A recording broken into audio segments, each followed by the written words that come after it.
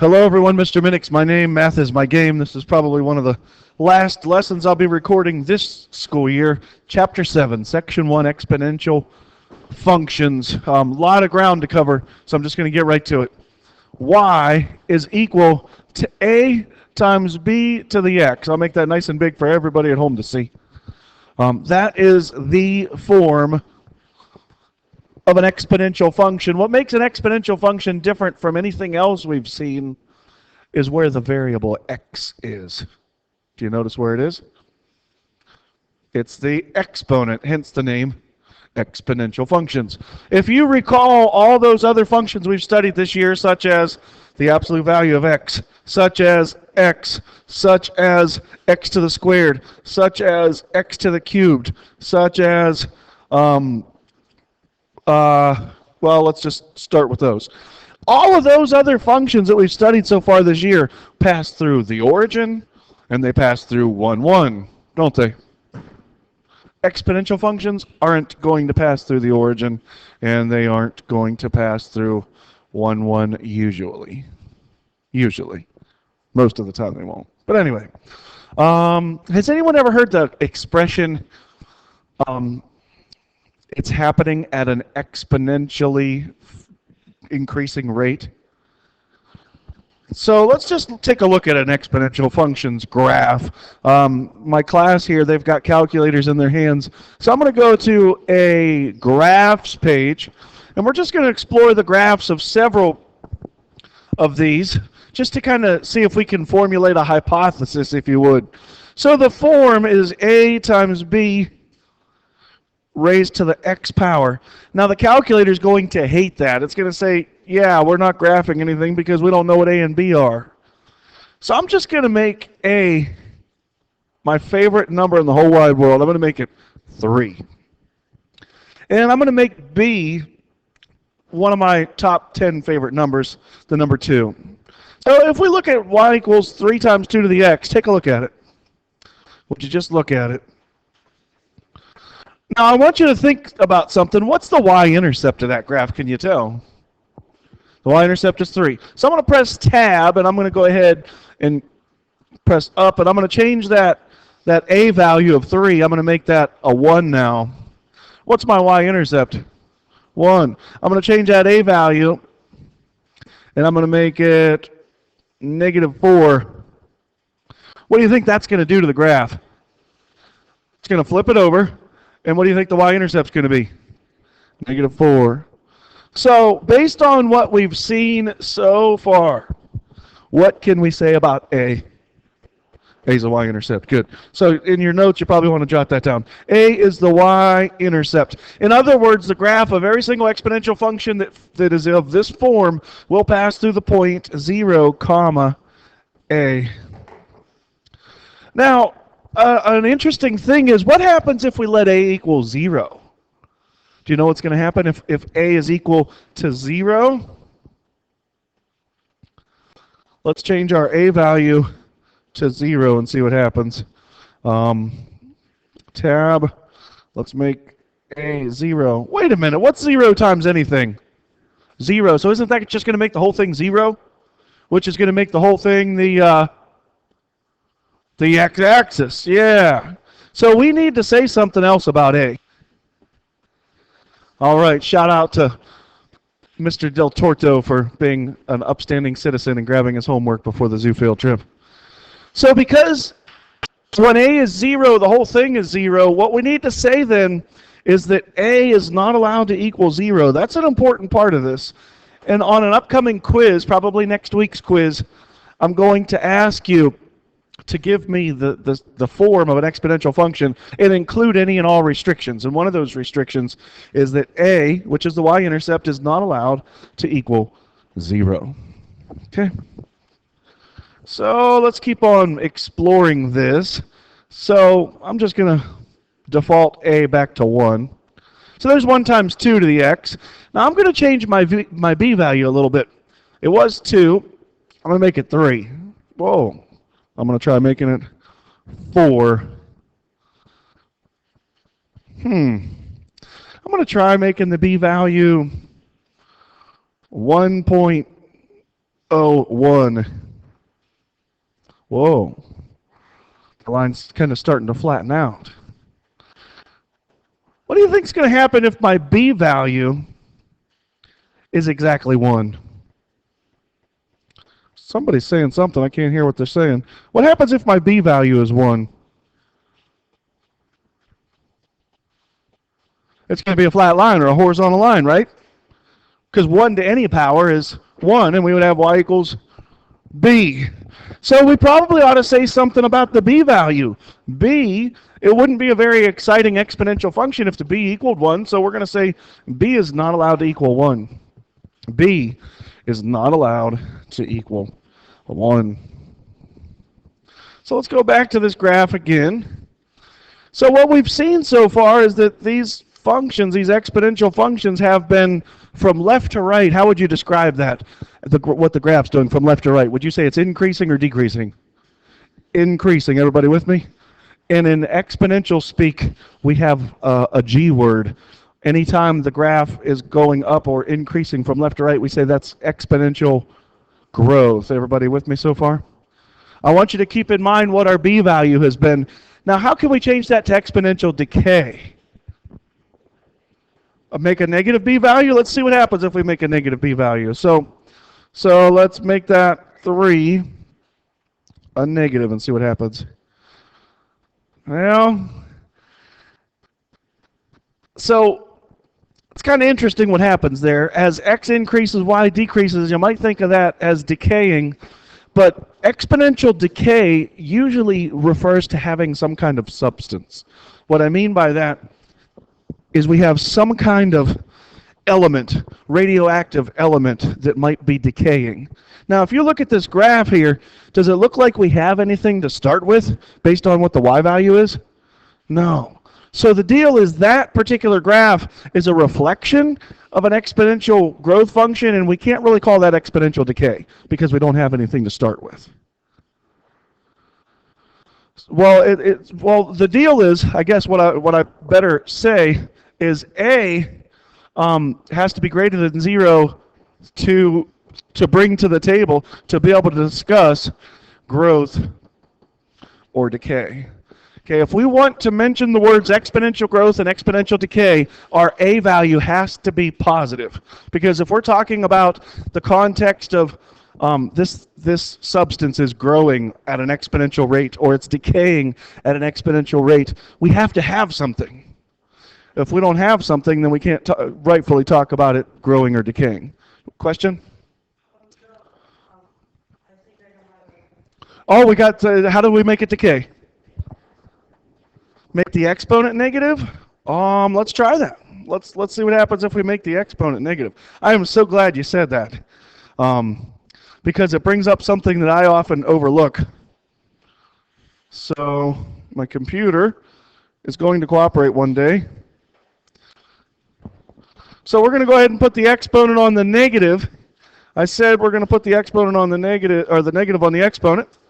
Oh, and there it is. So what we've got going on there is this. Y equals 1 times 3 to the negative x. Now, in math, if you want to be really good at math, sometimes you have to be able to see that which is not written. Sometimes you have to be able to see what's not there. Shout out to Josh Forsyth grabbing his homework before the field trip. Josh is an upstanding citizen, member of the Garfield community. So what's going on here when we put that negative before the exponent? Who can see something that's there but it's not there? Who can see what that did?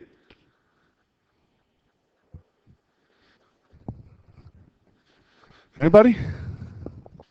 There's something. Does it make the 3 negative 2? No, it doesn't make the 3 negative. We studied exponents somewhere in between chapter 5 and 6. Well, actually, between chapter 5 and 8. Isn't there really a 1 there? So let's think about something for a minute. 3 to the negative first power. Let's think about what that is. And please don't say it's negative. What's 3 to the negative first power? Bueller. 3 to the negative first power. It's not 3. It's 1 over 3 or a third. There we go. It's a third. It's a third. So making the exponent negative is one way to make this exponential decay. But another way to make it exponential decay is to make that b value a fraction. Yeah, and to be clear, a fraction smaller than 1 but bigger than 0. Okay. I have no idea why my computer hates me today, but it's pretty clear that this laptop does not like me today. Okay. So anyway, the short of the story is if we have b greater than 1, we have exponential growth. If we have b less than 1 but bigger than 0, in that case we have exponential decay. All right? So I think we've got enough information now in our little bag of tricks that we can answer a few exercise questions. Sound like a plan? Good. Well, I'd like to give a shout out to the future Mr. Minnick. He's fasting today, so no coffee yet.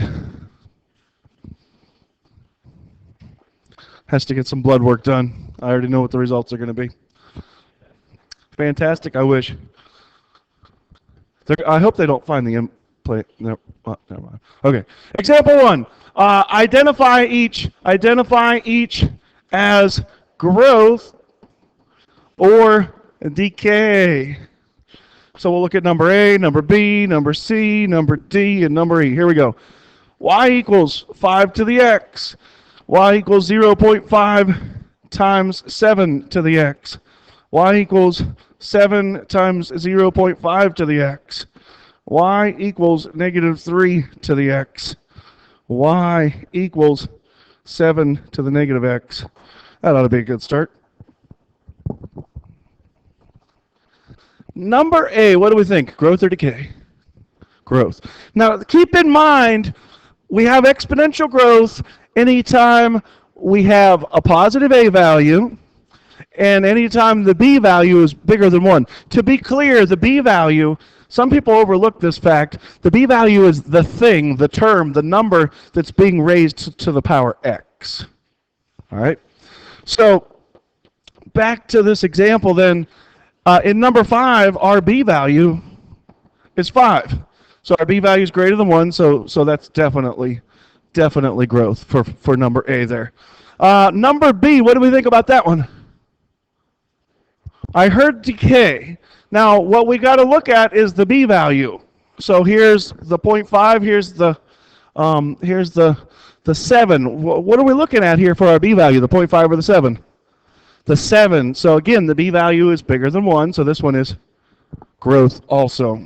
Okay, so this one is growth also. How are we feeling? Let's look at number C. What are we looking at for our b value, the 7 or the 0.5? The 0.5, so what do we got going on there? That one's decay because our b value is 0.5, our b is between 0 and 1, so that one is decay. Now I'm going to skip over D for a minute and I want to go to E. E is kind of like the one that was brought to our attention by changing that exponent to negative. What's E going to be? Decay. Nice. I'm glad y'all caught that because that's what's our b value really in this one. What's our b value? 1 over 7. Good.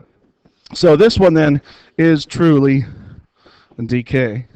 Now I would really like to hear anybody's thoughts on number D. Is it what?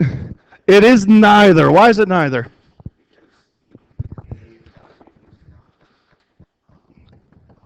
Yes. Since A is less than 0, this one we really can't bring to the table whether it's growth or decay. Excellent, excellent, excellent job picking up on that. How we feeling? Make sense so far? Good. Well, I've got news for you. I always joke around and say we don't do story problems in math. There are so many story problems related to exponential growth and decay. Yeah, there's lots and lots and lots of story problems. So let's start with one. Example 2, your mom We're starting off with your mom. Your mom has a 1909 SVDB that she bought in 1951 for 3 cents. If you don't know what a 1909 SVDB is, it's a very valuable penny. My dad actually paid $1,900 for one a couple years before he passed away. Yeah.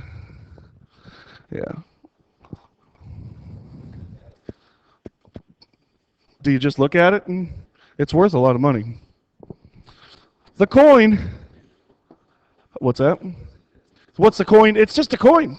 The coin has been appreciating at a rate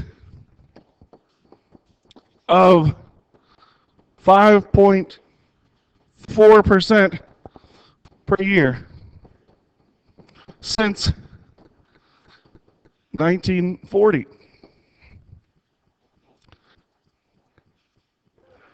Part A, write a model. Part B, use the model to determine the coin's value today. So a couple things about this model business.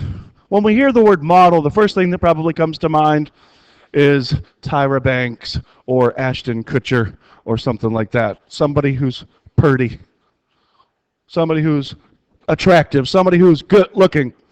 What you need to know about exponential functions is this y equals a times b to the x, that's one form. There's another form, the model form of one of these. The model form is a little bit different. The model form is y is equal to a times something, times the group of something. And in this group, it shouldn't come to much of a surprise that we're going to have 1. And what we're going to be doing to 1 is anytime we're dealing with exponential growth, we're going to be adding something to it. Why? Because if the b value is bigger than 1, we have exponential growth, right? If we have exponential decay, we're going to be subtracting something from 1.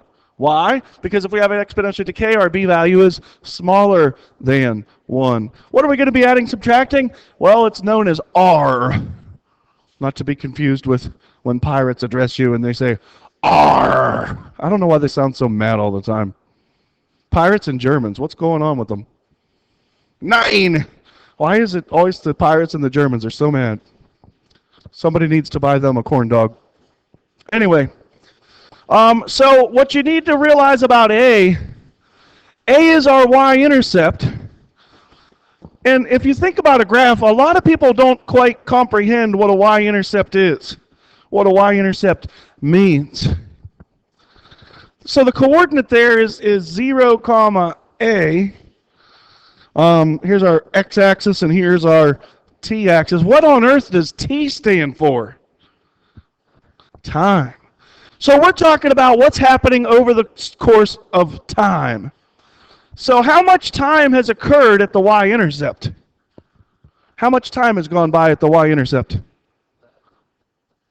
At the y-intercept, how much time has gone by? Oh, it's actually not the x-axis, I'm sorry. It's the, dang it, I got that wrong. That's my bad. That's a neck. That's a neck. It's the t-axis and the y-axis. So how much time has gone by at the y-intercept? The amount of years, but at the y-intercept, at this particular point, somebody said it, 0. No time has gone by. So this is why it's real important that the a value is positive, because what we're saying right here is this is the initial, I can't spell today, it's the initial amount, whatever amount of stuff we're starting with, whether we're talking about plutonium, whether we're talking about rabbits, whether we're talking about how much we paid for the penny, that a value is the initial amount. It's how much we have in the beginning? ¿Entiendes? Okay. So T then we said stands for time. Unless otherwise noted, it's usually in years. It's usually in years. Story problems with exponential growth or decay, if they don't say in years, you can safely assume it's in years. If they say in minutes, well, then you can assume in minutes. So who can tell me about the R? What's the deal with the R? What's that stand for? Rate, good. And what do you know about rates? Rates are usually given as something you studied in 7th grade over and over and over as starts with a P. Percent. And here's the kicker. But must be changed to a decimal. So when you go to insert that into this particular equation, you have to take that percent and you have to convert that to a decimal. You'd think by your sophomore or junior year of high school you could do that. Some people can. Some people can't. If you are in the camp of people who can't, whatever the rate is, just put it over 100 in the calculator. It'll handle the math for you. What was our rate in that story problem we're looking at? Was it 5.4%? Literally translated, percent means divided by 100. I said divided by 100. So there's 5.4%. It's 0.054. Okay. The number one mistake that you're going to make on these is you're going to convert decimals to percents the wrong way, or percents to decimals the wrong way. Okay. All right. So does anyone think they have an idea for this model for number A? What do we got?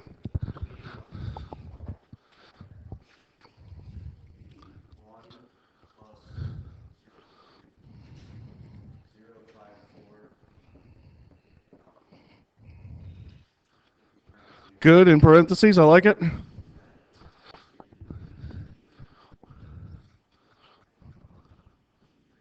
And then to the sum power, I don't know.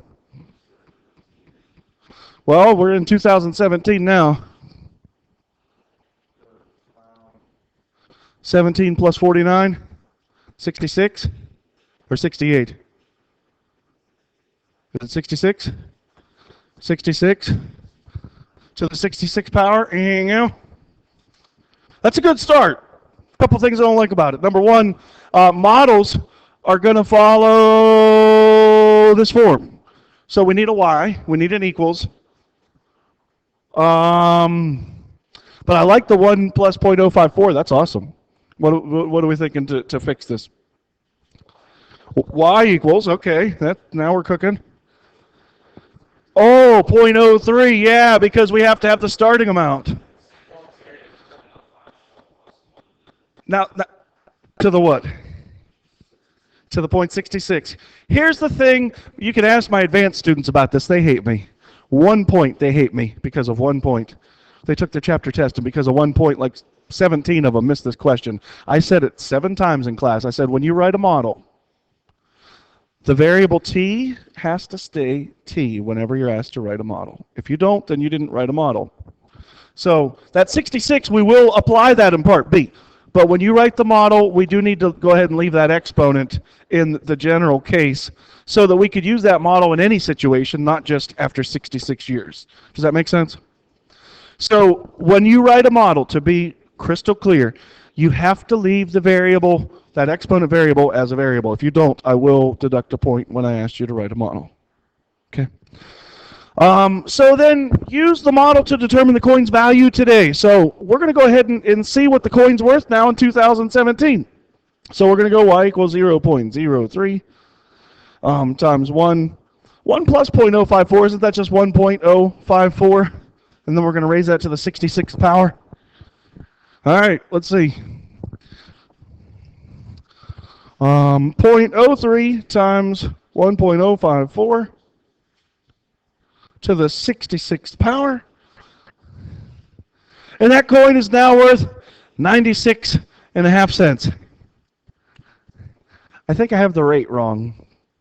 More on that in a minute. Because that coin's actually worth quite a bit. But I just made this example up.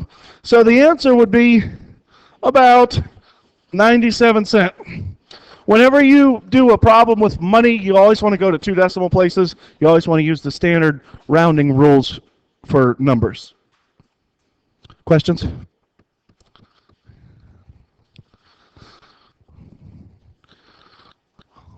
So what happens if you convert that the wrong way? What happens if you put in 5.4 instead? Do you think it's going to make that much of a difference? 1 plus 5.4. Whoa. 4.8 times 10 to the 51st. To put that in perspective, a million is times 10 to the 6th, a billion is times 10 to the 9th, a trillion is times 10 to the 12th, a quadrillion is times 10 to the 15th. That's times 10 to the 51st. That's not quite a Google, but it's a lot. It's a big difference, isn't it? Anyway, so be real careful with the rates. Any questions so far? Comments? All right. Again, that coin, actually that rate, I had the rate way wrong. But anyway, I just wanted you to get the idea of an exponential function. We doing okay? All right, example 3. Graph y equals 2 times 3 to the x. So you're going to be asked on Thursday to graph one of these. And you'll be given a graphing calculator. You'll be allowed to use a graphing calculator. But what I want you to be clear on when you graph these is the fact that there's this A word. I don't know if we've ever used this A word. I think we did in Chapter 8. In fact, we're going to have a horizontal one of these. Asymptote. Good. Asymptote. I will ask you, what is the equation of the horizontal? I'm not going to specify that there's a horizontal one. You're going to have to know that. And the calculator won't tell you that. So this is something the calculator won't help you with. So if we go to graph this, I'm looking at my A value, and I should know that the graph goes to the point 0,2. How do I get the rest of the points? Well, you could look at the calculator, or you could make a table. X, 2 times 3 to the x. If I plug in a 1, I'm going to have 2 times 3 or 6. So I guess I'll have the point 1,6. Now, if I plug in any other integer higher than that, I'm going to have, like if I plugged in 2 for x, I would have 18, and that's not even going to fit on my graph. So I'm probably not going to plug that in. But I might plug in -1 and see what happens. That's going to be 2 times 3 to the -1st. That's going to be 2 times 1/3. That's going to be 2/3. That's going to be 2/3. So do you kind of get an idea what the graph's going to do? If you go to the right of the y-axis, the graph is growing really fast. If you go to the left of the y-axis, the graph is decreasing really fast. So we had 2 times 3 to the x. And I don't know what's going on with my computer today, but it really doesn't like me. Surprise, surprise. I think it's just this Inspire software. I think it doesn't play well with the recorder. So what I'd like to do is I'd like to kind of trace along this graph. Trace, graph, trace. And notice what my y values are. Can you see my y values? Can you see them?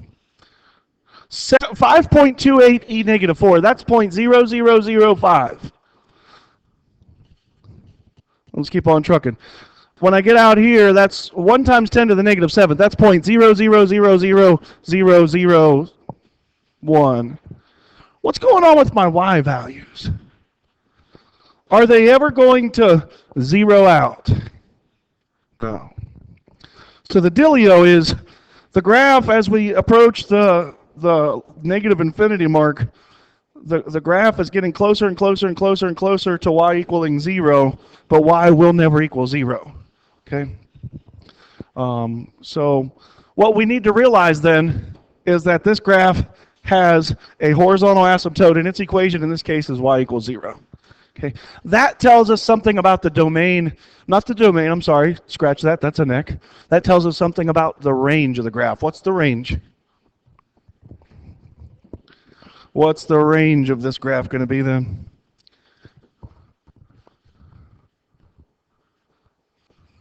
Bueller. Y can't equal 0, but sometimes it's easier to give an interval, smallest to biggest. The graph's going to clear up to infinity, right? And it's never going to equal 0, so how do I close that in? Bracket on the left. Bracket means count it, means it will be there. So we're going parenthesis there. There we go. So parenthesis 0, parenthesis infinity, because we never get to infinity. The domain of this function, you could plug in any value of x you want to. You could plug in any value negative infinity to infinity. So there's no restriction on the domain of this one. Okay. How we doing? So far, so good. What if we had to graph y equals 2 times 3 to the x minus 4? How do you reckon that graph is going to differ from the one we just graphed? What do you think that minus 4 up there by the x is going to do? Translated, excellent. Which way? You might think it would go left, but the right-left part is counterintuitive. It would translate the graph to the right 1, 2, 3, 4 units. Same size and same shape, just translate it over. How are we feeling? Make sense? Good. Well, I said we have a lot to do, and I wasn't lying. There's this new formulae that we got to talk about. You ready for it? Here it is. It's called the compound interest formulae. And it goes a little something like this. Capital A equals capital P times 1 plus R divided by N to the N times T power. So the A value is kind of like our Y. The P value is kind of like our little a. This is kind of like little a. It's our starting amount. It's actually, in this context, it's called the principal. Shout out to Mr. Durr. Mr. Durr actually took a finance class a few years back, and the math department set him up with a program that does this. It's pretty cool. R, you probably already know what R is. T, you probably already know what T is. But N is that one variable that nobody knows what it means. And when you come to the quiz, there's going to be 16 people that say, well, what's this? I don't know. Yeah, question. N's not interest. And since this is called the compound interest formula, what happens is banks will tell you, if you give us your money, we're going to let your money earn money. You put your money in our bank, you put it in our care, and what we're going to do is we're going to award you with compound interest. Oh yeah, well how often are you going to do this? Well, they might do this daily. They might do this monthly. They might do this quarterly. They might do this annually. They might do this semi-annually. So N is the number of times per year interest is compounded. The number of times in a given year that the interest gets compounded. So what happens if the interest is compounded annually? How many annuals are in a year? N equals 1. What happens if interest is compounded monthly? How many monthlies are in a year? 12. The tricky one is quarterly. How many quarters are in a year? There's 4. For whatever reason, people want to think that that's 3, but it's 4. Daily, N would be 365. You get the idea? Doing all right? Okay. So I'll leave that up there another minute, and then we'll try yet another example.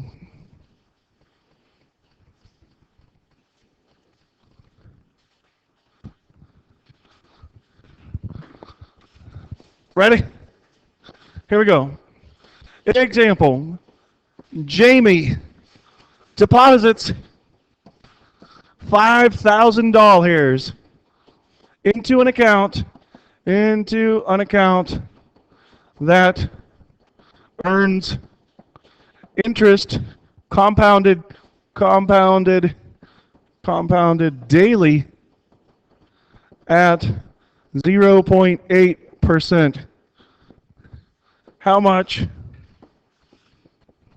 is the account worth after? How much will it be worth? Sorry for those English, for the the grammar Nazi. Sorry for the grammar police.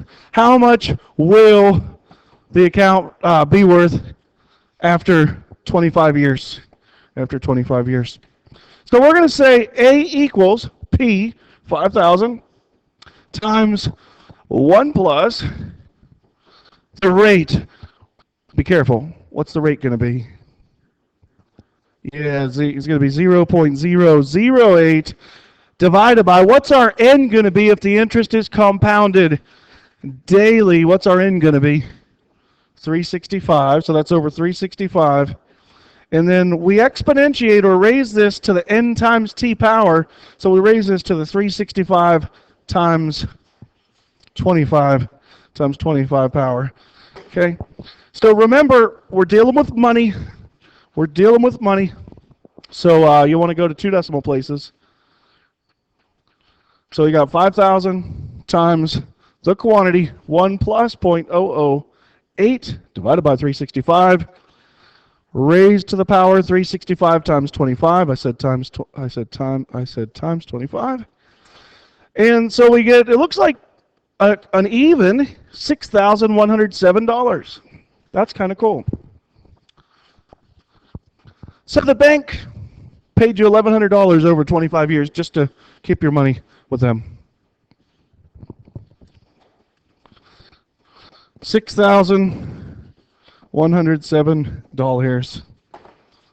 Any questions about that example? We're almost done. I know we covered a lot of ground. We got one more idea to talk about. B is called the growth or decay factor. So if you're ever asked, what's the growth factor? What's the decay factor? It's the B value. One way to find the B value is B is 1 plus the rate, or B is 1 minus the rate. So sometimes you might be given the rate and be asked to find the B value. Sometimes you might be given the B value and asked to find the rate. So the rate could be thought of as B minus 1 times 100 with a percent on the side. And the rate could also be thought as 1 minus B times 100 with a percent on the side. So we'll look at one more example, and that'll do it for the day. Shout out to Mr. Robert Haney Jr. III for being an upstanding citizen, grabbing his homework before the zoo field trip. Here we go. Last example of the day. Example: growth, decay, and the rate. So number A, number B, number C. We'll just do these three. Y equals 0.8 times 1.3 to the x. Y equals 0.8 to the x. Y equals 350 times 5 to the x. So number A here, is that growth or decay? Growth, good. I'm glad we got that figured out. Number B, growth or decay? Decay. And number C, growth, good. So we're also asked, what is the rate of growth? So think of it this way. The rate of growth is how much bigger than 1 we have. How much bigger than 1 is 1.3?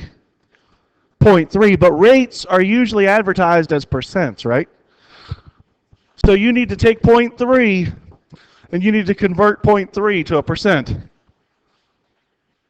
30%. Doing all right? Let's look at number C. What about number C? How much bigger than 1 is 5?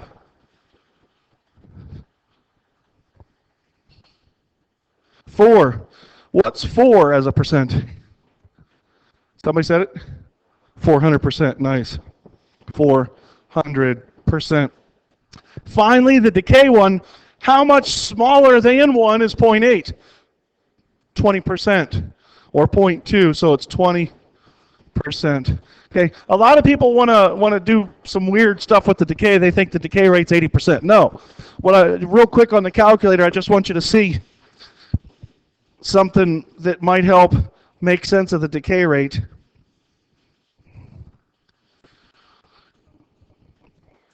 If my rate of decay is 20%, the function isn't decaying that rapidly. If I change this to a 0.2 here my decay rate's 80% and the thing decays a lot more rapidly. Does that make sense? So the thing is, the closer the b-value gets to 1, the more the graph wants to flatten out. We got the idea? It's been real, it's been fun. At this time, I got about 30 seconds to take shout-outs. To who? Sebastian Schaefer. Whoever that is. Apparently that's it. Have a nice day. See you next time. God.